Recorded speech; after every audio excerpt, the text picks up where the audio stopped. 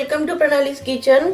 आज आपण बघणार आहोत फिश करी आणि त्याच्यासाठी लागणारे साहित्य आहे अर्धी वाटी मी खोबरं किसून घेतलेलं आहे, 1 वाटी मी कांदा चिरून घेतलेला आहे, धणे 1 चमचा धणे, 1 चमचा शिमला मिरची पावडर, अर्धा चमचा हळद, चवीसाठी मीठ, फोडणीसाठी आपण कढीपत्त्याचा वापर करणार आहोत आणि मी ही चिंच गरम पाण्यामध्ये भिजवून थोडी वाटून घेतलेली आहे आणि आपण वाटणामध्ये लसूण आणि आल्याचा वापर करणार आहोत। त्याच्यासाठी मी 6 लसूणच्या पाकळ्या घेतलेल्या आहेत आणि अर्धा तुकडा आलं घेतलेलं आहे कट करून आणि कोथिंबीर गार्निशिंग साठी आणि आपण थोडी वाटणातही टाकणार आहोत आणि हा मी सालमन मासा घेतलेला आहे। तर आता आपण आपलं वाटण वाटून घेऊया आधी। आता आपलं हे सगळं साहित्य आपण मिक्सर मध्ये बारीक करून घेऊया। हे मी अर्धी वाटी खोबरं किसून घेतलेलं आहे, त्याच्यानंतर आपण 1 चिरलेला कांदा टाकूया। आपण हे 1.5 चमचा मी धने घेतलेले आहेत, तुम्हाला हवं तर तुम्ही कोथिंबीर पण वापरू शकता, दोन्ही घेऊ शकता। त्याच्यानंतर आपण हे लसूण आणि आलं टाकूया। 1 लसूण मी फोडणीसाठी ठेवते आणि त्याच्यानंतर आपण हे हळद टाकून घेऊ। आपण ही शिमला मिरची पावडर घेतलेली आहे, याच्याने आपल्या वाटणाला कलर छान येणार आहे आणि आपला रस्साही छान दिसणार आहे। आणि आता आपण थोडीशी कोथिंबीर देठासकट टाकणार आहोत, त्याचे नाजूक देठ आहेत म्हणून मी ते देठी घेतलेले आहेत आणि आपण थोडी गार्निशिंगला ठेवणार आहोत।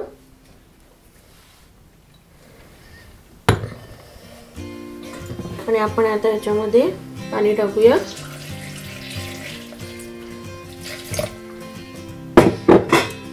तुम्ही जर बांगड्याचा रस्सा करणार असाल तर तुम्ही त्याच्यासाठी तिरफळा वापरायची, त्याच्याने रश्शाला चव खूप छान येते। आता आपण आपलं हे मिश्रण ब्लेंडर मध्ये बारीक करून घेऊया।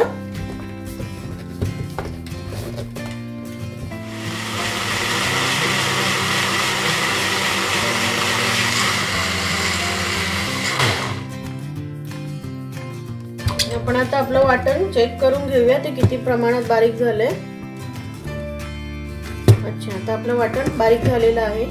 आता आपलं वाटण वाटून रेडी आहे। आता आपण फोडणीसाठी तयारी करूया। फोडणीसाठी मी हे 2 चमचे तेल घेते,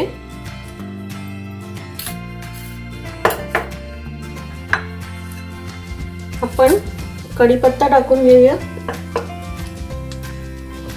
त्याच्यानंतर मी हे 2 लसूण आहेत ते आपण कट करून नाही, आपण ते ठेचून टाकायचे, त्याची चव थोडी वेगळी येते। आपण याच्यात चिरलेला कांदा वापरणार नाही आहोत।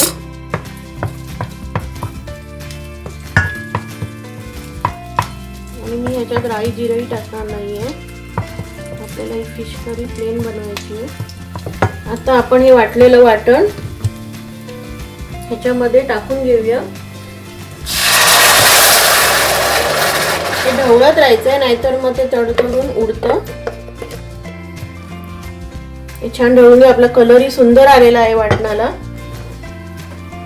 आता ह्याला थोडी उकळी येऊन देऊया, तोपर्यंत मी ही चिंच गरम पाण्यात भिजवून त्याच्यातल्या बिया काढून त्याचा थोडा खोळ करून घेतलेला आहे, तो आपण ह्याच्यात टाकूया। तुम्हाला जेवढं आंबट आवडतं तेवढं तुम्ही आंबट टाकून घ्या। याच्यामध्ये कोकम टाकलं तरी चालतं, तुम्ही याच्यामध्ये लिंबू पिळून टाकू शकता। गावच्या ठिकाणी याच्यामध्ये कैरी कापून टाकतात, तेही खूप छान लागते। आता ह्याला छान उकळी येऊन देऊ दे। आता आपल्या फिश करीला छान उकळी आलेली आहे, आपण त्याच्यामध्ये हे मासे टाकून घेऊया। हा मी सालमन मासा घेतलेला आहे, हा अतिशय चांगला असतो शरीरासाठी। त्याच्यामध्ये ओमेगा 3 आहे, त्याच्यामध्ये विटामिन B12, विटामिन डी आहे, ह्याच्यामध्ये प्रोटीन्स आहेत आणि गुड सोर्स ऑफ कोलिन आणि पोटॅशियम सुद्धा असतं याच्यामध्ये आणि हा शरीरासाठी खूप चांगला असतो।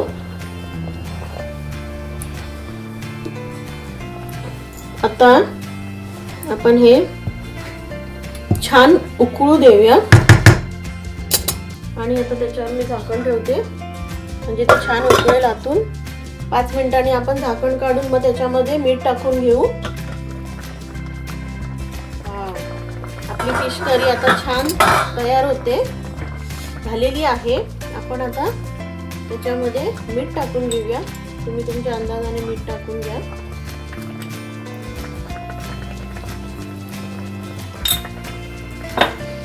आणि ही थोडी कोथिंबीर आहे चिरलेली ती मी टाकून घेते।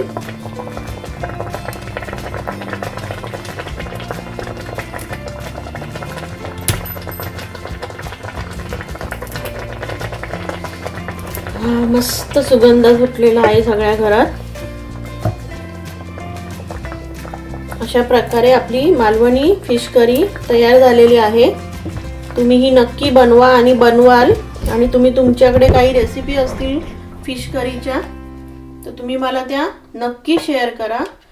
अशा प्रकारे आपला मालवणी रस्सा तयार झालेला आहे आणि हा छान गावच्या तांदळाच्या भाताबरोबर खूप छान लागतो।